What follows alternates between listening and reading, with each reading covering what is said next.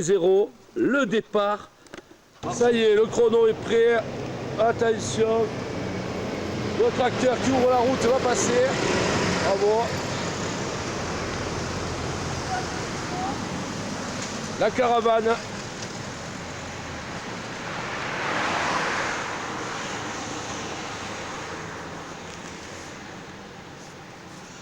Et donc vous allez voir surtout cette image, puisque Lulu va partir à reculons.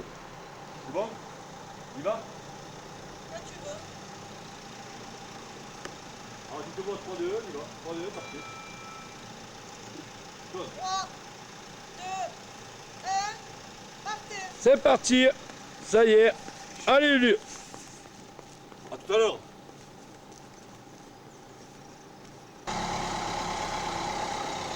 Ça y est, nous sommes partis. Nous voulons juste prendre la route. La voiture d'assistance est là. Je pense que nous allons regagner bientôt le premier virage. Et Lulu est parti à petite foulée. Comme lors de son entraînement à Beille ou à Bonastre. Et sur la montée de l'Alpe d'Huez est très célèbre et relève de pleine anecdote. En tout cas, pour celle-là, nous souhaitons quand même plus de chance à notre ami Lulu. Lulu, toujours avec ses supporters, les supporters du Ski Club C'est Toi. Voilà, ils viennent de se faire doubler. Ils viennent de se faire doubler par un cycliste avant le 21e. Voilà, vous voyez que cette montée est très fréquentée.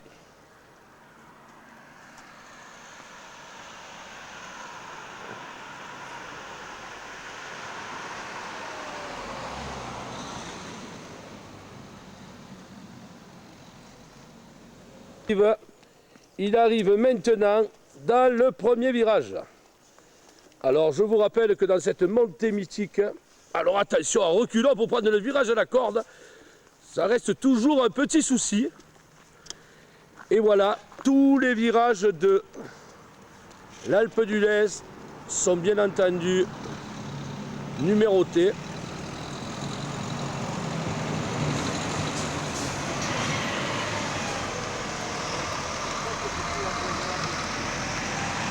Avant, c'est du bonheur. Allez Lulu, on continue l'ascension. Nous allons faire assistance au prochain virage où Jeannot accompagnera.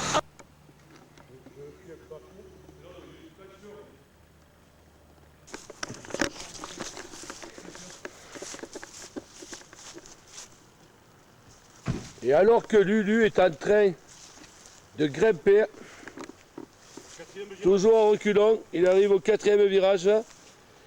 Il y a Jeannot qui a décidé de l'accompagner. C'est vachement sympa. Dans la solitude du coureur.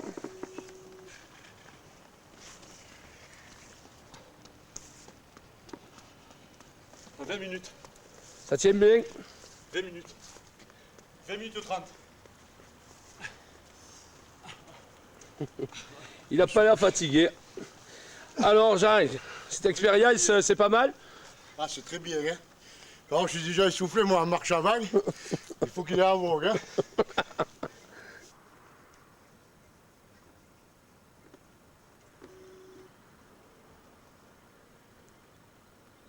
Il faut dire que pour la montée, donc, Lulu bénéficie d'une assistance en voiture et à pied. Voilà. Bien entendu.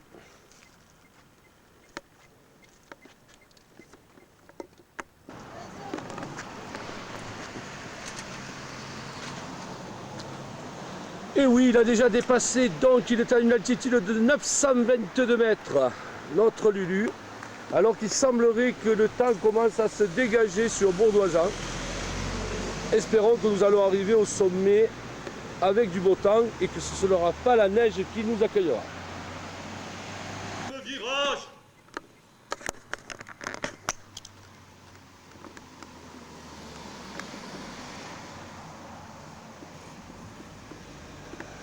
Et donc Lulu et son assistance technique viennent de dépasser le virage numéro 17. Puisque pour s'y retrouver, c'est numéroté comme une piste de ski. Le 21e en bas et le premier en haut. Sixième, Claude. Et voilà, Lulu qui commence à arriver au virage numéro 16. Il te reste encore 15 virages. Et là, nous arrivons à la gare d'Anoisan. Sympathique amour. Toujours beaucoup de circulation. Hein. Heureusement que nous avons mis l'assistance en place. Et effectivement, un panneau de signalisation qui va nous annoncer la température est quand même très clémente. C'est le top. Franchement, c'est le top. Pour le bas, ça va, Carole. Parce que là, nous apercevons donc que Lulu a changé de tenue. Il a enlevé son coupe-vent. C'est le taille idéal, franchement. Alors là, une grosse surprise. Il y a quelqu'un qui a piqué le panneau du virage. Numéro 15, si je ne me trompe pas. Lulu va en perdre son compte. Parce qu'il manque le panneau du virage. C'est le septième virage. Effectivement. Bientôt arrivé au 14e. Il lui restera plus que 14 virages. En fin de compte, à une altitude de 1055 mètres. Je vous rappelle que l'arrivée est à 1800 mètres d'altitude. Et Lulu ne faiblit pas. Hein. Nous voyons que Lulu est toujours en pleine forme. 8 virages. Cette route est vraiment toujours fréquentée hein, par rapport au col des Pyrénées.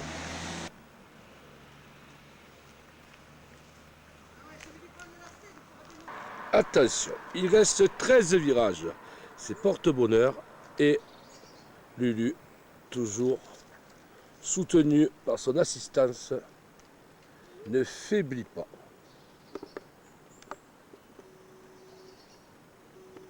Nous sommes époustouflés par la forme de ce champion des records.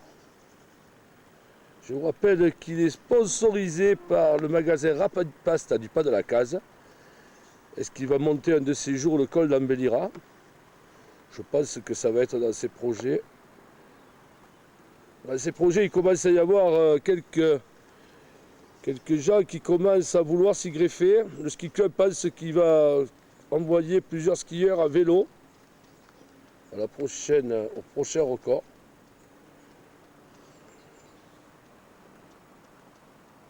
Un petit peu d'eau, Claude. À la voiture.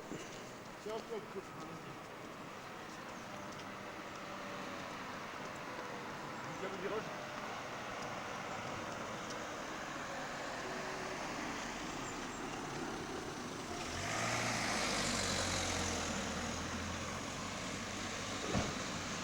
Huitième virage, Claude. Regarde le huitième virage. C'est-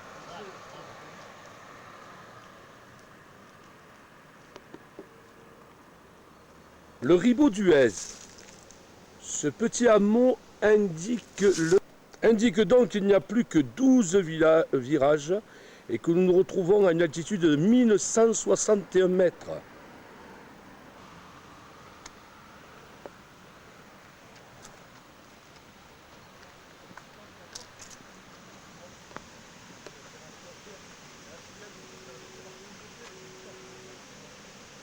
Et il fait encore plus fort que ce que l'on croit.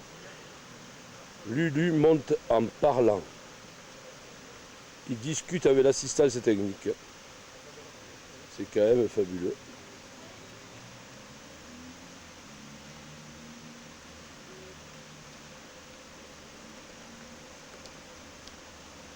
Deuxième. D'accord. J'aurais dû couper la place. Tricheur. Ouais. Les escaliers. Neuvième virage, Claude. Alors pour lui, le 9e, il n'en reste plus que 12, comme c'est indiqué le long de la montée, qui indique donc les virages de la façon d'une piste de ski. Magnifique hameau.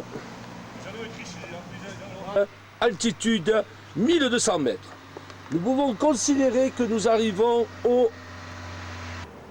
Il reste 11 virages et celui-là est décerné à Bernard Hinault, grand champion de français, qui a gravi l'Alpe d'Huez, qui a gagné l'étape de l'Alpe d'Huez en Tour de France en 1986. Et Lulu, aujourd'hui, lui, va gagner son pari, bien entendu.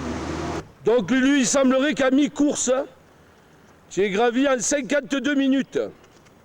Ce qui paraît incroyable par rapport au temps de référence dans les Pyrénées.